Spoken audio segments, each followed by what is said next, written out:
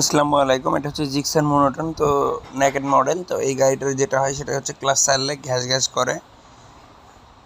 তো এটা কি কারণে করে, কেন কারণে, আর এটা আপনারা কিভাবে এটা রিমুভ করবেন। তো এই যে দেখেন আমাদের মতো এখানে স্প্রিংগুলোর ভিতরে এটাকে চিজেল বা সেনি বলে, ইন্টারন্যাশনাল নাম হচ্ছে চিজেল। তো যাই হোক, এইভাবে আপনারা কি করতে পারেন, স্প্রিংগুলো টাইট করতে পারেন। এই যে দেখেন প্রতিটা স্প্রিং এইভাবে মানে ফাঁকা করে একটু বড় করে দিবেন, তাহলেই এই সমস্যাটা কিন্তু সমাধান হয়ে যাবে। তো যাই হোক, একটু আপনারা ভালো করে খেয়াল করেন। এই যে দেখেন এটা আমরা কিভাবে কাজ করি, কারণ এটা লেদে গেলেই 100 থেকে 200 টাকা নেয়। তো যেহেতু আপনি এটা পারবেন, তো তাহলে কাস্টমারের জন্য একটু সাশ্রয় হবে।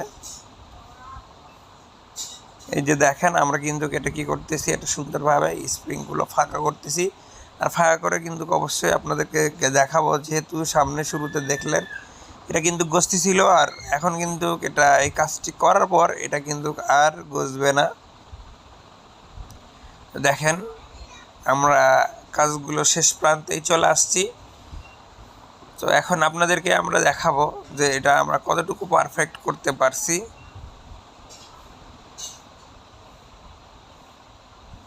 তো এখানে আবার সবগুলো গুনে গুনে দেখতে হবে যে কোনটার কতখানি কি করলাম। এই দেখেন আলহামদুলিল্লাহ ওকে।